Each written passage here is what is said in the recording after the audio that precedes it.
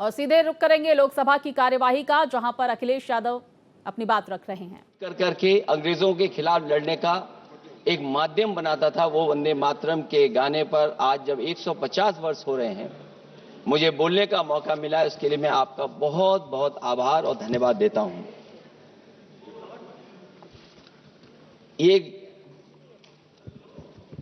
वंदे मातरम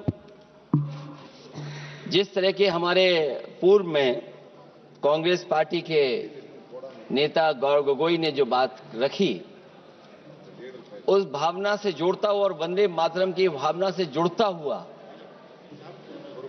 जिस समय कलकत्ता के कांग्रेस के अधिवेशन में रविन्द्रनाथ टैगोर जी ने गीत गाया, उसके बाद लोकप्रियता इसकी आम लोगों के बीच पहुंच गई।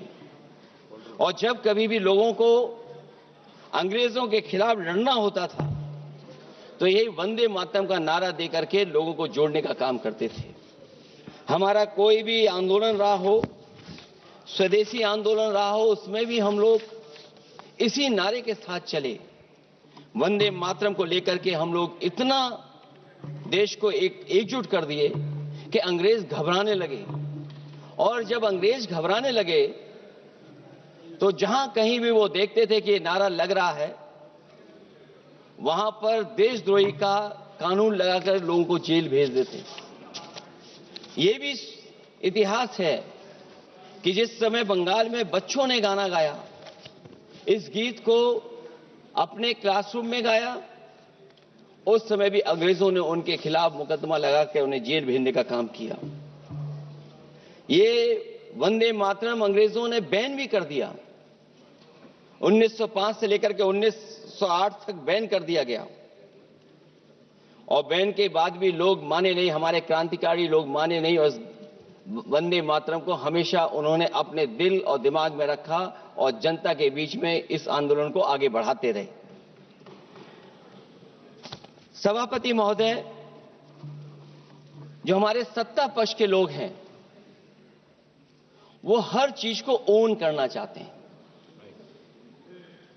ये 150वें वर्ष में जब हम वंदे मातरम याद कर रहे हैं, बंकिम चंद्र चट्टोपाध्याय जी को हम याद कर रहे हैं कि उन्होंने इतना महान गीत हमें दिया है।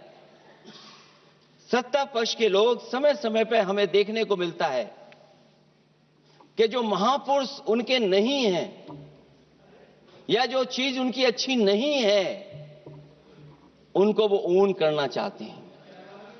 150वें वर्ष वंदे मातरम, मैं अभी वो बात कहूंगा और हमारे मंत्री जी उसका जवाब देना। सभापति महोदय, क्योंकि ये बात ओन करने की आ रही है, अपनाने की बात आ रही, तो मैं सभापति महोदय, मैं अपने सत्ता पक्ष के लोगों को याद दिलाना चाहता हूं। सत्ता पक्ष के लोगों की जो पार्टी आज है, भारतीय जनता पार्टी, जिस समय गठन हो रहा था, हमारे मुंबई और महाराष्ट्र के लोग जानते होंगे कि जिस समय गठन की चर्चा थी, उस समय आपके जो अध्यक्ष चुने गए थे, उनको जो भाषण देना है, उस पर भी बहस चल रही थी। और बहस इस बात की थी कि भारतीय जनता पार्टी सेकुलर रास्ते पे जाएगी, सोशलिस्ट रास्ते पे जाएगी कि नहीं जाएगी।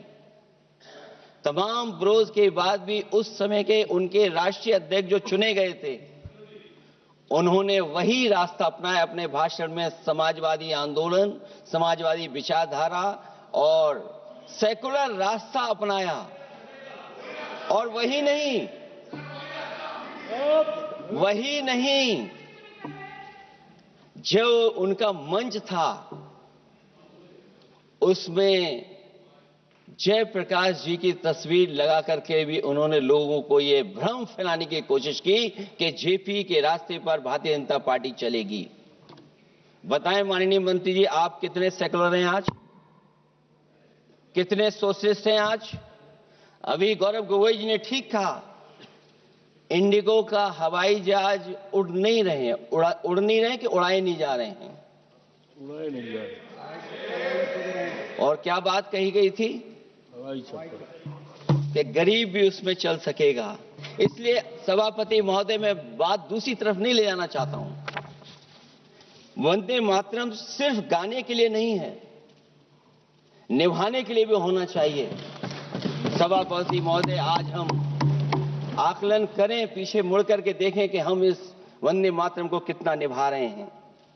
जिस वंदे मातरम ने आजादी के आंदोलन में सबको जोड़ा, आज के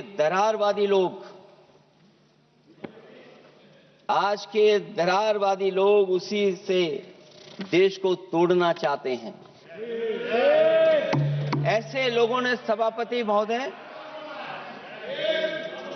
ऐसे लोगों ने पहले भी देश के साथ दगा किया और